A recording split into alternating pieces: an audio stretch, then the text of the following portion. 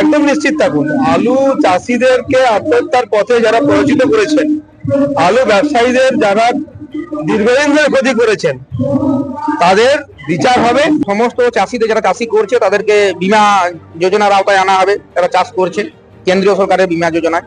এবং সেই সঙ্গে আলু চাষিদের এই বছর যারা আলু চাষিরা যারা স্টোরে রেখেছে তাদের যাতে না ক্ষতি হয়ে যায়, একটা ভর্তুকির ব্যবস্থার জন্য বলা হবে এবং সরকারিভাবে আলু স্টোর করার কথা বলা হবে। 2011 থেকে 2026 দীর্ঘ 15 বছরের তৃণমূল আমলে বাংলায় বহু কৃষক আত্মহত্যা করেছেন। সর্বশান্ত হয়েছে আলুর জগৎ। রাজ্যের নবগঠিত বিজেপি সরকার কৃষক স্বার্থ সুরক্ষা সুনিশ্চিত করবে। অতিরিক্ত আলু লোড হওয়া সত্ত্বেও কিভাবে এত আলু নিকাশি করা যায় ও কৃষকদের বাঁচানো যায় তার জন্য ভাবছেন মুখ্যমন্ত্রী শুভেন্দু অধিকারী। মন্তব্য মেদিনীপুর সদরের বিধায়ক শঙ্কর গুচ্ছাইত এবং শালবনীর বিধায়ক বিমান মাহাতো। নমস্কার, আপনারা দেখছেন ইন্ডিয়া পটেটো নিউজ। গতকাল শালবনী আলু ব্যবসায়ী সমিতির ৪র্থতম রক্তদান শিবিরে আমাদের সংবাদদাতা রামকমল চ্যাটার্জি কথা বলেছিলেন মেদিনীপুর সদরের বিধায়ক শঙ্কর গুচ্ছাইত এবং শালবনীর বিধায়ক বিমান মাহাতোর সাথে।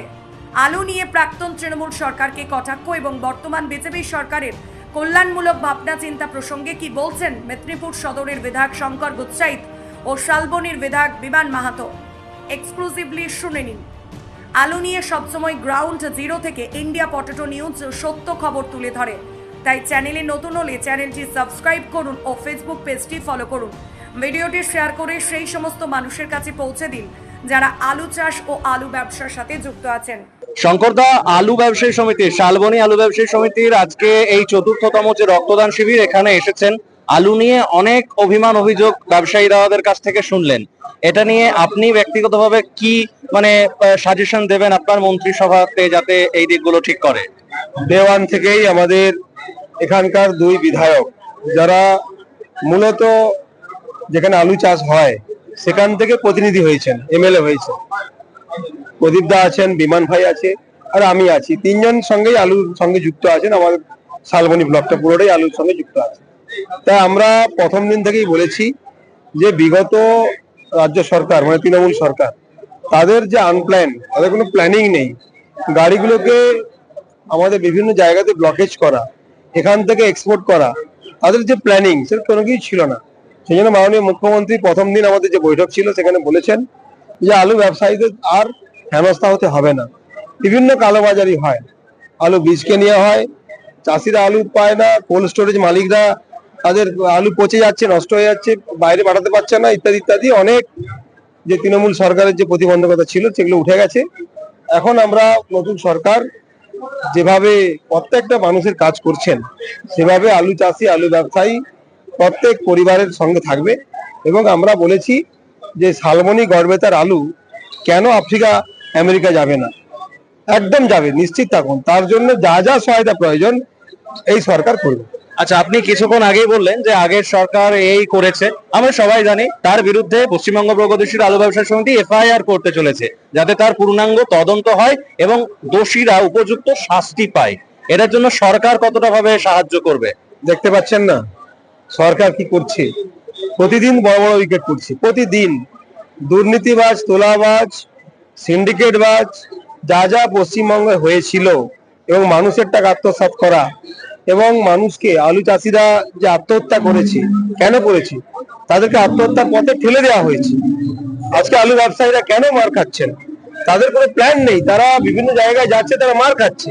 তারা ইনভেস্ট করছেন 100 টাকা, তারা পাচ্ছে 20 টাকা, তাহলে কি করে ব্যবসা করবেন? সেই জন্য একদম নিশ্চিত থাকুন, আলু চাষিদেরকে আত্মহত্যার পথে যারা পরিচিত করেছেন, আলু ব্যবসায়ীদের যারা দীর্ঘদিন ধরে ক্ষতি করেছেন, তাদের বিচার হবে।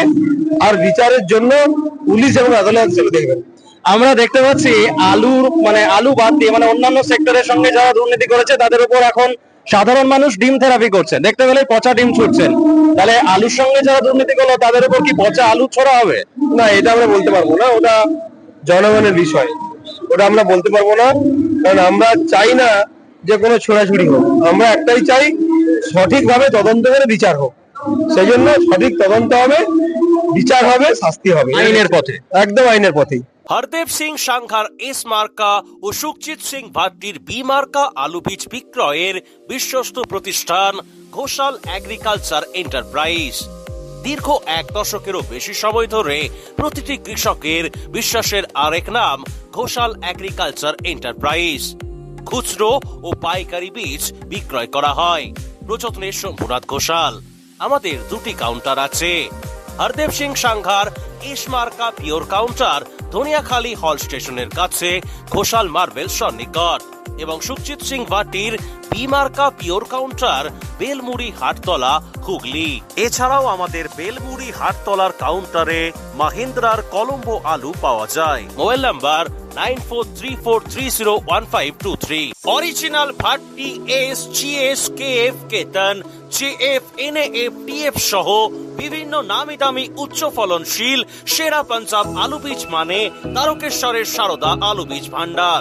ITC টেকনিক ও হিমালিনী ও মাহিন্দ্রা কোম্পানির কলম্বা স্পেশাল বীজের সেরা পরিবেশক তারকেশ্বরের সারদা আলু বীজ ভান্ডার। প্রোপাইটার প্রদ্যুৎ কুমার দাস। ঠিকানা DC রোড, তারকেশ্বর নতুন bus stand, Hooghly. Phone number 9434011411 অথবা 9933442118। চাঁপাডাঙ্গায় উন্নত মানের পাঞ্জাব আলু বীজের একমাত্র ঠিকানা তারকনাথ আলু ভান্ডার। সংঘা, ভট্টি, খালসা, কপুর, করণ, কিষান সহ পাঞ্জাবের নানা নামি দামি কোম্পানির আলু বীজের বিশ্বস্ত প্রতিষ্ঠান তারকনাথ আলু ভান্ডার। আমাদের ঠিকানা college road, Chanpadanga, Hooghly. Proprietor Tarakanath Nag ও মহারাজ নাগ। Phone number 9883465765। তো বিমানদা, এই বছরে বিধানসভা ভোটে আমরা দেখলাম যে আলু কেন্দ্রিক যে সমস্ত বিধানসভা প্রায় 80টার কাছাকাছি, তার মধ্যে 98% আলু কেন্দ্রিক বিধানসভাতে ভারতীয় জনতা পার্টির বিধায়করা জয়ী হয়েছেন। এর মানে এই সাফল্যের বিষয় নিয়ে কি বলবেন? অবশ্যই আলু চাষি এবং ব্যবসায়ীদের একটা বিশেষ ভূমিকা আছে পরিবর্তনে।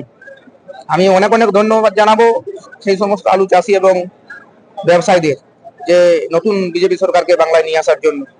আমরা সর্বতভাবে আলু চাষিদের পাশে থাকবো, এটা কথা দিয়েছি, এবং ব্যবসায়ীদের পাশে থাকবো, এটা কথা দিয়েছি। কারণ চাষিরা, যে সমস্ত গরিব চাষিরা বিভিন্ন জায়গা থেকে ঋণ নিয়ে চাষ করে, তাদের আজকের জায়গায় যদি দেখেন, এই তৃণমূল সরকার পুরো মানে চাষিদেরকে একদম পথে বসিয়ে দিয়েছে। তারা আজকে অনেক চাষি তো খবর নিয়ে দেখেছেন, অনেকেই অনেক জায়গায় চাষিরা আত্মহত্যা করেছে, আর নিরুপায়, করার কোনো জায়গা নেই।